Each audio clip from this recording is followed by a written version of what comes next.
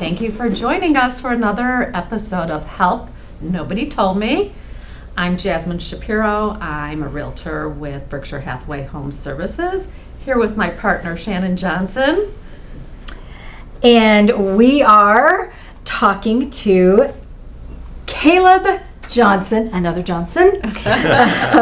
No relation, right? Yeah. There's a few of us out there. Yeah. And he is the owner and operator of Firstlight Home Care. And we were really interested when we met you because you're a young man. Yep. And you have operated this solely since you were like 21 is whenever I really got started within home care. Tell us about why you got started and Sure. what that journey looked like for you. So to go all the way back to my caregiving journey here, you've got to go all the way back to when I was in junior high, and I was caring for my grandmother and grandfather. That's whenever my grandfather had Alzheimer's, and my grandmother was the main caregiver for him up until the point that she was diagnosed with lung cancer.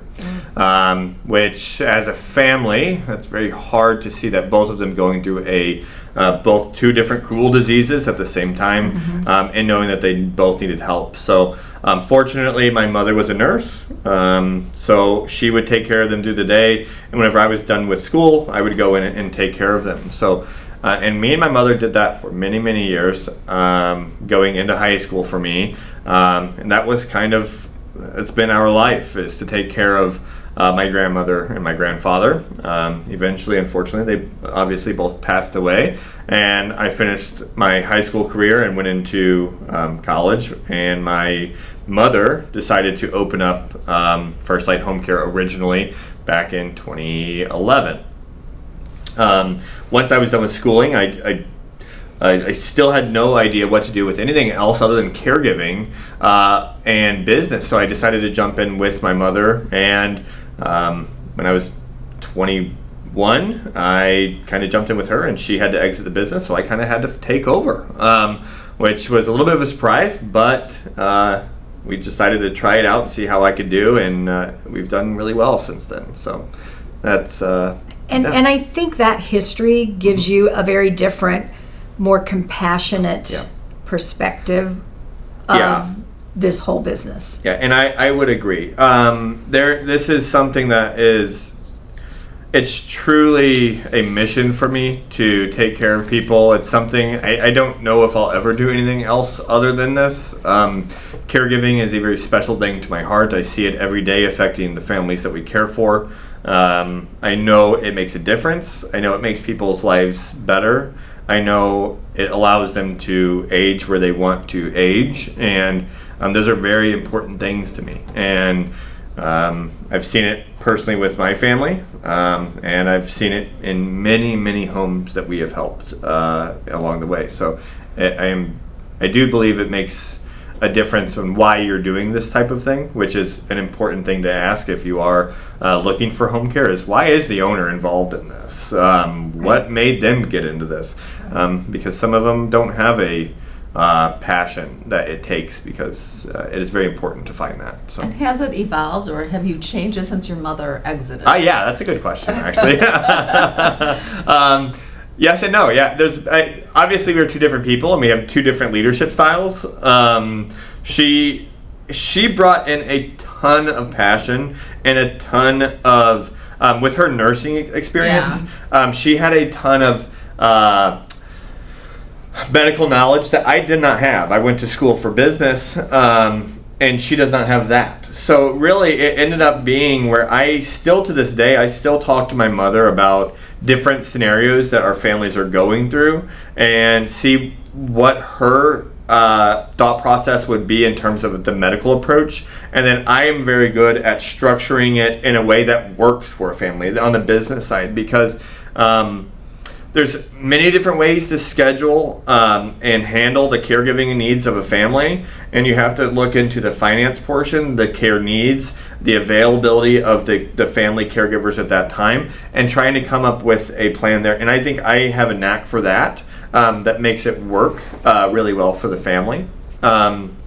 And you guys are very different than, there's so many caregiving companies out there. Yes. But you kind of have a little niche. Yes. You're very different than the rest of them. We do. There's a few different things that I think make us a little bit different. And you're not incorrect. There are a lot of different caregiving agencies depending on where you might be watching from. I know here in Lake County, Illinois, where we are, there is I believe over 50 different agencies in Lake County alone, possibly even more. I think it's growing each year.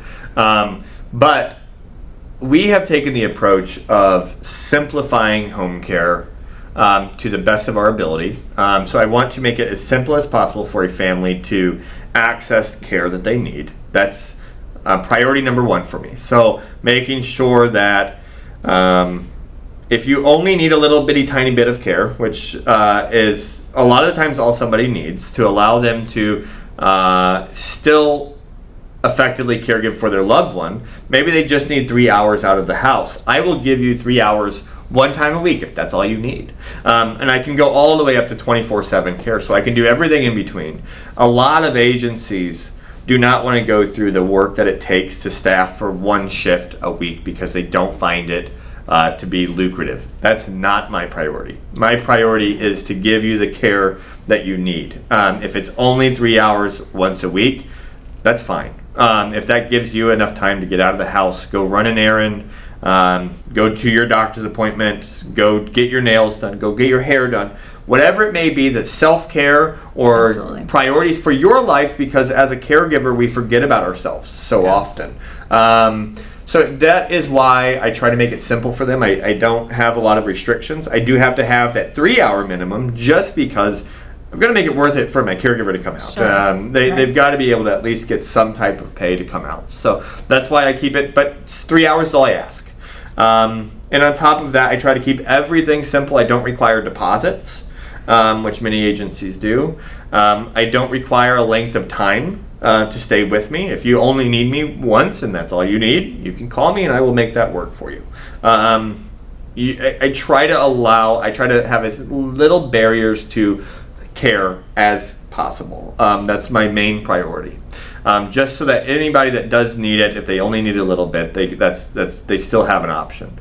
I find that just amazing. Yeah. I wish I knew you back when we started with my mom. Yeah. Because she had in-home care and she was resisting to even have somebody come and help. I don't that's need a lot of it too. Yeah. I want to, she had long-term care. She didn't want to run out. Yep.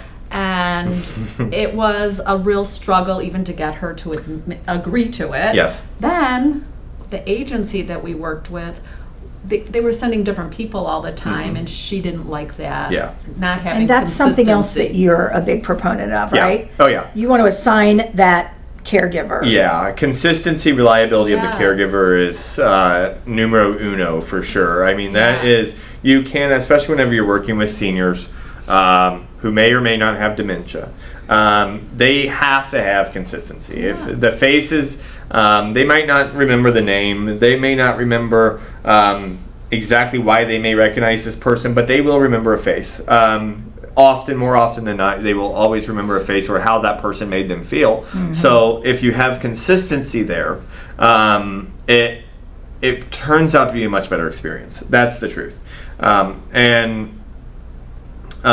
That's we do try to do that. Keeping the consistent caregiver is the goal. Now, is that a perfect time every time? No, it's not. We have to get creative during certain unique situations, but the goal should be to get as consistent and reliable as possible for that family. And I don't know if a lot of agencies put such an emphasis on that. Yeah. So when we talk about home care, there might be some misconceptions out there about what that really includes. Yeah.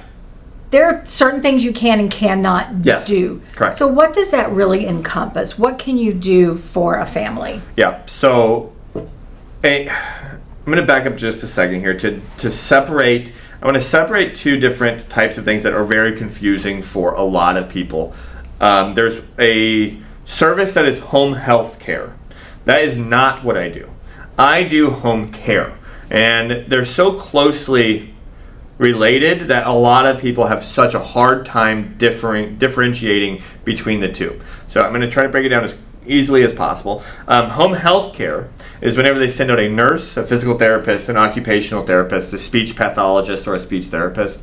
And it's all covered by Medicare, typically. Licensed professional. It's a licensed professional, yeah. So, and they come out whenever, let's say grandma or grandpa, mom or dad come home from rehab, and they will come out for a designated amount of time, 60 days, 30 days, what it may be that Medicare approves them for, and they will come out for small amounts of times each week, depending on what they are eligible for. So maybe 3 physical therapy visits a week, maybe 1 nursing visit a week, but that is not what my services are. Right. My services are, I like to think of it as what a family member would typically be doing if a family member is not either present, unable to, or needs a break, or is just not living in the area. So we take that role, the loved one that is caring for another loved one. That is the role that we do. So it is all non-medical care. It is all things for what's called activities of daily living. That's what I care. That's what my priority is like activities of daily living, and what's called the IADLs, which is the instrumental activities of daily living. So things like food prep, things like showers, things like ambulating around the house, which is moving around the house, so using a walker, making sure that they're doing so safely that they're not going to fall. Supervising them, making sure that if the loved one is out of the house, that they're doing things in a safe manner. Making sure that they are getting their showers. I don't know if I just said that or not, but that's a big one. Making sure that their medications are being taken. I cannot do things like wound care, but I can take care of, for instance, incontinence. So I can make sure that they're getting dressed, making sure that they're cleaned up, making sure that they are being cared for in those types of ways. And we really I truly try to take the role as a family member during that time. That's the easiest way that I could think of it. A family member is not going to be doing physical therapy with you. You know, they're not going to be doing nurse visits with you. But a family member is going to come in and make sure you're getting fed. Right. They're going to come in and make sure that, if you have had an accident, that you're cleaned up, that you're moving around the house safely and effectively, and if you need some water, if you need some food, if you need to take your medication, those types of things. Or maybe if they are more ambulatory, did they go for a walk today? Yeah. Maybe it's a memory. You're there because of Alzheimer's and things Activities. Like that. Yep. Did we get out and go for a 3-block walk today? Absolutely. Get that in. That Do we have any stimulus to the brain for that day? I don't want mom, dad, grandma, grandpa sitting in front of the TV all day and not being able to get up and move around. Let's get them up. Let's get them doing an activity. Let's get them stimulated. That way they are enjoying life. That way they are living their best life, their longest life, and they have somebody there to help them do that. And so there's some companionship there. A lot of the times, some of the most important, and I don't want to ever act like that's not important. Seniors in America are some of the most lonely population in the entire world. And for one, that's very sad. And if I can combat that by getting you somebody that you can relate to and you can have those conversations with, just to remind them that human connection is important, that's what I want to do. And if you live far away from your mom or dad and you know that they are constantly alone, maybe just getting them 6 hours a week, 3 hours a week, just to have somebody come in, sit with them, and have breakfast with them at the house. I think there's a huge weight to that. I think that's a very important thing. And that's also some eyes and ears for that caregiver who's not with them all the time.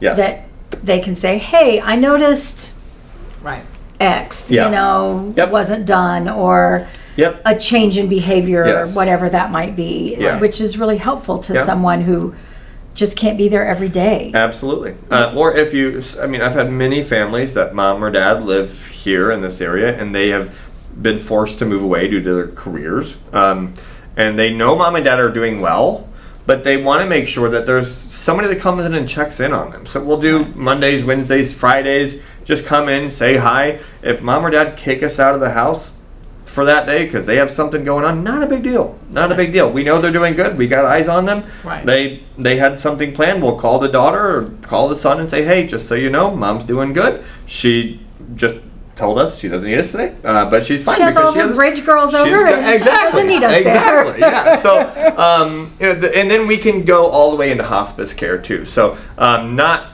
providing hospice care, but we can work alongside of a hospice agency where somebody that is bedbound at this point on heavily sedation medication and is needing to be rolled and turned and made sure that they're not uncomfortable or creating bed sores.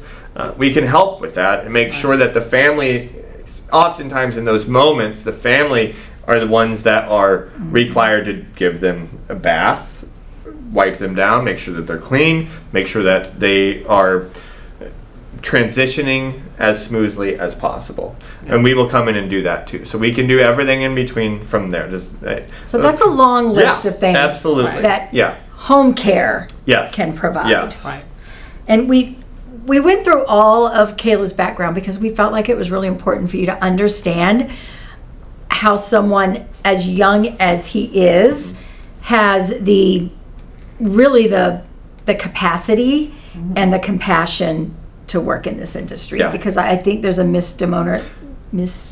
battled that for many years. Misconception that sometimes he's way too young to understand. He doesn't understand. No. But you've lived it. Yeah. And life experience teaches you a whole lot more than a book or anything else can. It does. And I will just say, I know that the average owner of a home care agency is over the age of 50. Yeah. That's the truth. Which I understand it's the strengths that they may have as an older owner and relating more so, but I relate very well to seniors. I've always been able to communicate with them and understand their needs very well. And I think my young age actually gives me some advantages that some other agencies do not. And just trying to think outside of the box, make sure that we are not sticking to the exact same methods that we've always done, and maybe trying to get unique with situations, trying to get exactly. Right. So, in my office staff knows that I'm open to ideas like that too. So we're always thinking of ways to get better technology that helps us in the home, making sure, like for instance, GPS location on the caregivers, making sure that they are where they are, and that type of thing. So I think we have a lot of different advantages that an older agency may struggle with. So, So talk to us a little bit about how you interact with the VA, because so many caregiver companies do not. Yeah. But you have a soft spot for that. Yeah. So, just my grandfather was a vet. So whenever we were caring for him, making sure that we were honoring him in terms of the service that he gave our country was very important, especially throughout the hospice care and his burial. So I watched that go on while I was caring for him, and quickly, once we got into Firstlight, we knew that we wanted to help as many veterans as possible. We ended up finding a contract with the VA that we were able to acquire, and so now I am a contracted VA. I'm a VA contractor for home care, is essentially what we do. So that means, and this is very important for any veterans or veterans' families to understand and to educate themselves on, that the VA will pay for care for their loved ones through an agency like myself. All they have to do is get the approval through the VA, as long as they're eligible, which is a long length of, we can't, it'd take us a long podcast to go over all the eligibility, but that being said, it is possible, and I'm happy to help anybody through that process. Unfortunately, the VA is not going to educate everybody that this is a program that is available to them, but I'm here to tell you it is. And that's what we wanted we're trying to get the word out to as many people, because they don't know that there are all these benefits available. And so it just, what I will say is VA healthcare in the past has had a hard reputation that has a bad rap. And I want anybody to know that if they've been in VA healthcare in the 90s and the 80s, it's come a long way. Long way. It's much better now. They have state-of-the-art equipment now. They they're very kind. They do a very good job. Does it still have its struggles? Sure, but it has come a very long way. So if that is the experience you had, I would tell you to go try again, because it is something that I think you can have private healthcare and you can have VA healthcare. You can have them both and use the best of both of them to your advantage. I would recommend that to any veteran or veteran's family. And there's a lot of different programs and benefits that the VA will give you that you cannot get in the private sector. So, for instance, I've got many families that are receiving free home care. I send out, the families do not receive a bill at all. All that these families have done is gone to the VA, talked to their doctor, and said, hey, Dad is starting to decline a little bit. I'm really struggling to get him in the shower or get a bath for him. I could really use some help at home. And that doctor will write a doctor's orders and send it over to social work. Social work will get in touch with an office like myself. There's a few of us out there that are doing this type of work. And they will just send me over an authorization that says so-and-so is eligible for 12 hours of care every week. And this authorization will go up to 6 months to a year. That means you get 12 hours of free care every week that you can staff however you want, and you're not going to pay for it. The VA will. It's one of the most beautiful things about my business. I absolutely love it. It's one of my favorite things about the job that I do, getting it to go in there. And this has nothing to do with income either. So if you think you're beyond an income threshold, you can absolutely still get it. As long as you are eligible for VA healthcare, you are eligible for home health services. So I've got vets that are getting 3 hours a week, because that's all they need. And I've got some that are getting 103 hours a week, and everywhere in between. So the VA will say how many hours you get based off of your needs and based off of how many you're asking for and what you're eligible for. And they will send it over to me, and I'll staff it however you want me to. So once I have the hours, I come out to you and I say, hey, you got 12 hours. How do you want to use them? Right. What days do you want? Any day of the week, any time of the day, you tell me, I'll make it work. And you can spend that however you want. So, and it's not something you're going to get billed for, and that's just such a beautiful thing. And I wish everybody had access to this. I'm very happy that our country gives it to our veterans, and I think it's an incredible beauty. It truly is, to me, showing that our country is taking care of our vets. This is one of the most clear ways that I think it shows that our country is giving back to our vets. And I do think you talked about VA care has changed over the years. And we talked about this when I saw you the other day. My father is 100% disabled veteran. And so, first of all, thank you for serving our veterans. That's such an important part of our makeup as America. But also, we have such an incredible piece here, right here on the North Shore in Chicago. In North Chicago, we have James Level. And it is an incredible facility, kind of the new prototype for VA care, where they integrate enlisted service with veteran care. And it is a wonderful facility. I have had better care than I often have in regular hospital, corporately ran facilities, let me tell you. So I have had wonderful experiences over the last 2 years. If you are listening in the Lake County area and if you've been hesitating to get involved with VA healthcare because you didn't think it was up to par with private, I would really recommend you to try to get into James A. Level. I think it is even adding in the private hospitals versus James A. Level, I would put them up against just about anybody. I think they are top tier. They've got some of the best specialists, some of the best doctors I've talked to, some of the best experiences that we've had. I've had great experiences. And I've dealt with everything from neurology to rheumatology to... And they've got it all. Psychiatry, like the whole gamut, cardiology, everything with my father. So we've had really good experiences. And it's like things at home that people don't think about when it comes to VA healthcare. They will, let's say that you have stairs entering your house and you need a ramp to be built.